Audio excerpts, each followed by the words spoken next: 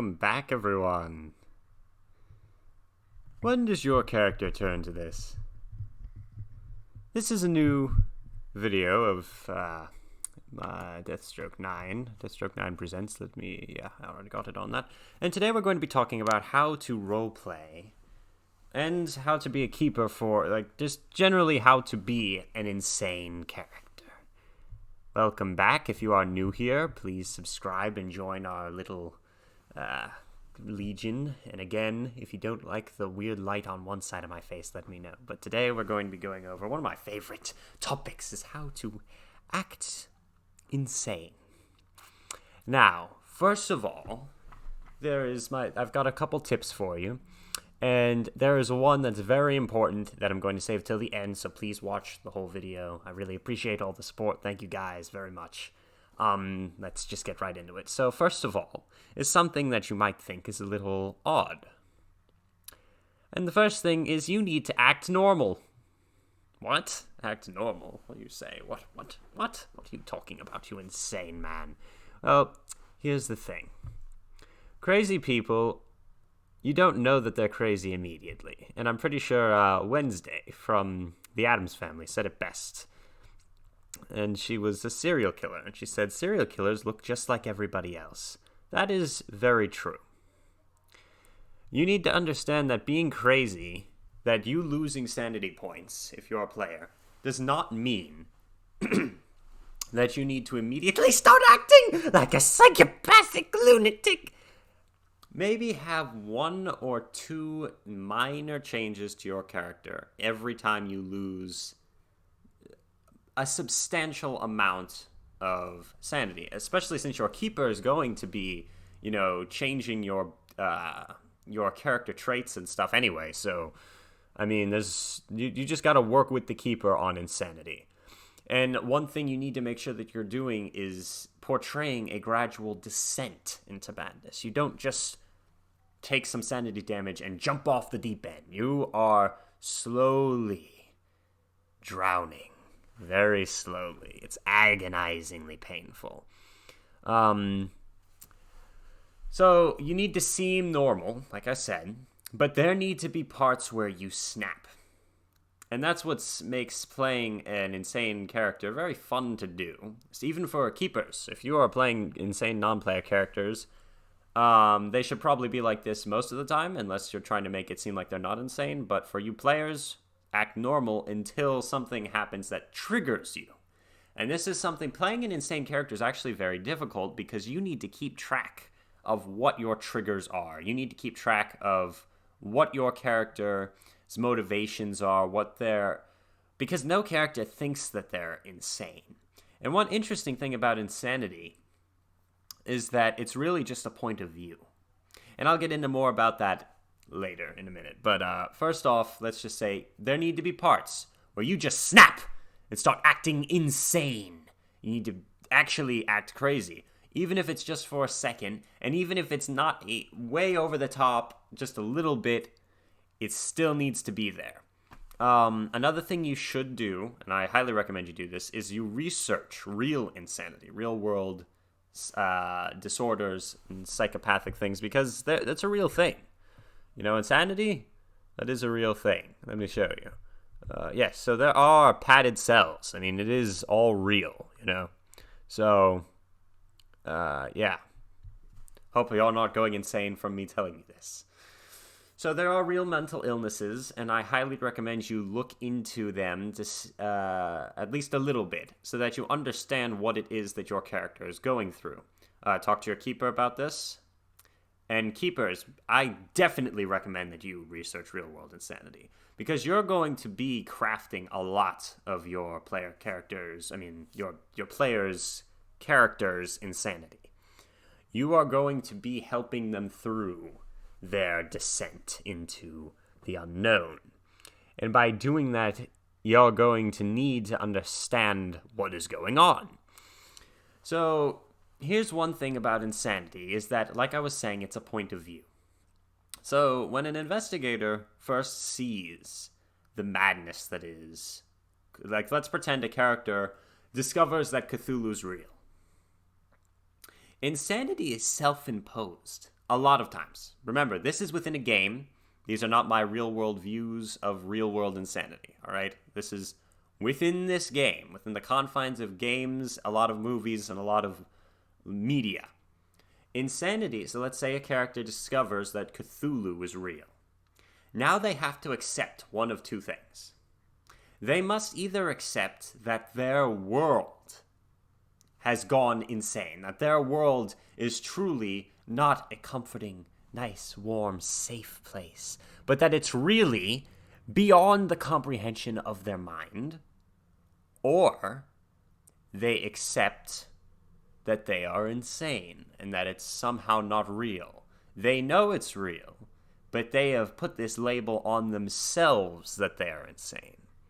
Because what's easier to accept, that the world is insane or that you're insane? Is it easier to think that the world's gone crazy or you've gone crazy? And really, that's the juxtaposition that's going to be needed for any insane character, is that they're basically putting themselves in a box. And they're claustrophobic, right? But they're also constraining themselves more and more, pulling the box closer and closer around them until they are completely engulfed in the nothingness that is what they are becoming. Or they give in to the insanity. There are many different ways to roleplay an insane character, and one way is to give in. When you do that, you will likely be... That's what most cultists in Call of Cthulhu have done, is they are characters that have discovered the truth, have embraced the fact that they and the world are crazy. They kind of went both ways there. And then they have just completely given away all their morals, given away their ethics, given away everything, really, in exchange for what they consider power. But what really, to the great old ones, is nothingness. So, yes, very interesting. Now, there's one other thing that I want to go over, and this is the most important. And this is for both players and keepers. And that is motivation. And I say this because I was watching people play Call of Cthulhu. And the keeper said to the players, to one of the players who had failed a sanity check, that they went insane and that they started running in circles around the room. Now, that's fine. But that is weak insanity. Insanity is most... Stay with me now. Compelling when it has a motivation behind it. And the same can be applied to villains, right? The Joker is a super compelling villain because he believes he's right. And you are shown that he does have a grain of truth in all of these lies or wrong that he has built up around himself. There is still some truth to his ideals. So, my example for this, I thought about this for a while, and this is kind of what showed me this, is in the movie Stand By Me. And if you haven't seen the movie, this isn't going to spoil really anything for you. This is kind of a very side thing. But it's just something I noticed. And I don't remember, I've only seen the movie once, I don't remember the characters' names, but I know one of them has glasses, and he has a terrible father. You don't really ever see the father in the movie, but the very first thing you hear about the father is that he took the boy and burned his ear. He took his ear, put it like on a stove, and burned the ear off. Now, you immediately come up with this conception that the father is insane. He's nuts. He's horrible. They talk about him being a drunkard and like just being a terrible person. By the end of the movie, so halfway through the movie or somewhere along the line, you discover that the dad was in wars. You also find out that the boy doesn't really care that the dad burned his ear off, or that his dad's a drunkard, or that his dad beats him up or beats anyone up. He really looks up to his dad, which is a little weird, but whatever. The dad knows this. Sounds of insanity ensue from the ceiling. Alliterative. He knew that his son was going to look up to him in such a way that his son would want to go to war too. And by the movie's end, you kind of figure out that the son's ear was burned off because the dad realized that the only way to keep his son from going to war is to make it physically impossible for him to. So he gave him a physical deformity, which at that time period, if your ear was burned off, you wouldn't be able to go to war. And that right there is the epitome of compelling insanity. When it has a real motivation behind it. So, keepers, this is for you especially because you are going to be helping the players through their insanity a lot. And you're going to be telling them, you've gone insane, you've done this, you've done that, blah, blah, blah, blah. You need to understand that truly compelling insanity is going to have a motive behind it. You must understand this. And it doesn't matter what type of motivation it is. Like, who here has seen, if you have, please comment below and let me know. If you haven't seen it, please go watch it. But, so Critical Role, if you don't know who they are, Matthew Mercer, although he wasn't in that video, but this group of actors and writers and super creative people who basically run D&D every week. They did one session of Call of Cthulhu once, and they had one character who ends up dying, and he goes insane and dies. But what the Keeper did was he didn't just say, all right, you go and touch the mirror and you die. He said the mirror suddenly seems to you to be the only, if you break the mirror, if you walk out of the light and break the mirror, you can break your friends out of it. Because he was like seeing ghosts and stuff in the mirror. Now, walking out of the light was going to get him killed. He had failed a sanity check, and he knew he was going to die.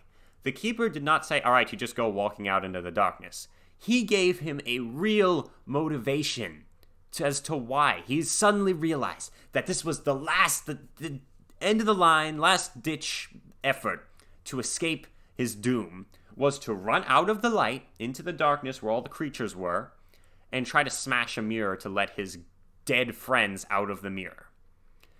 That sounds nuts, but that was still a motivation.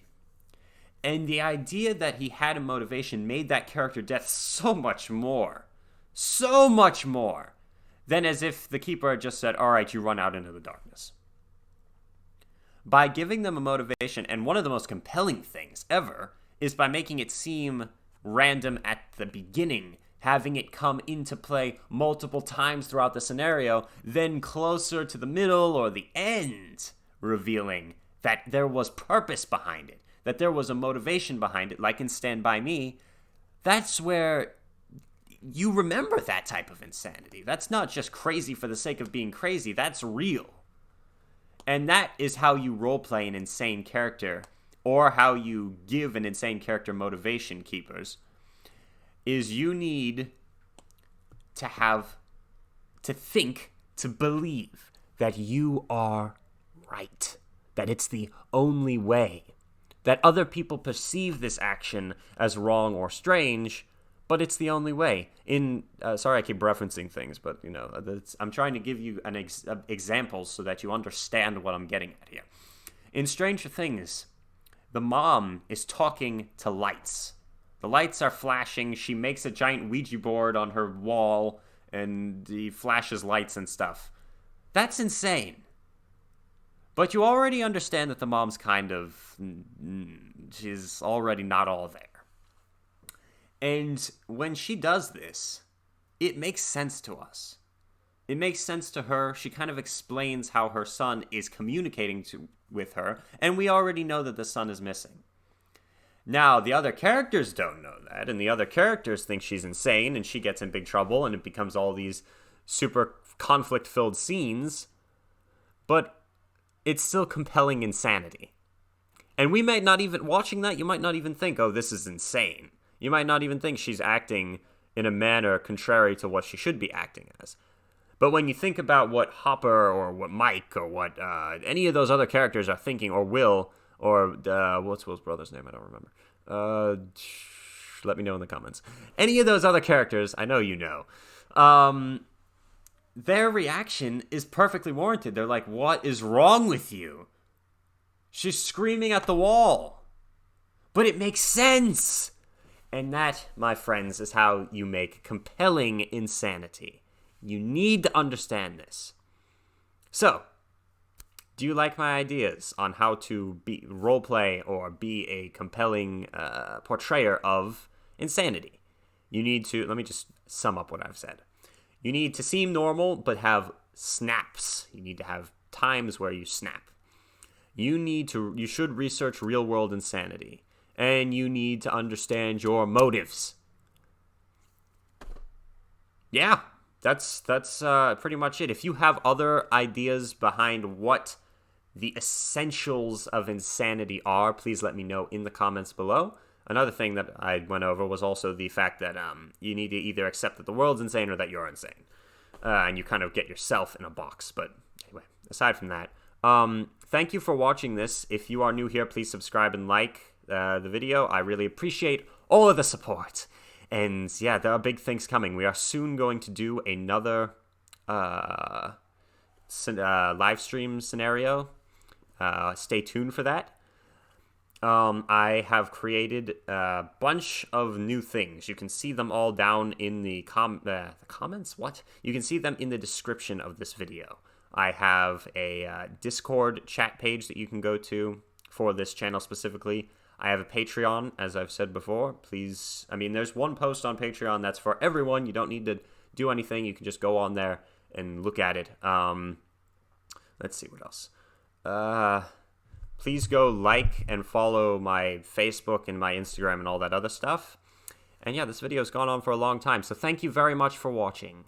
And yes, there are big things coming. Also, one last final thing to say. We are nearing 50 subscribers.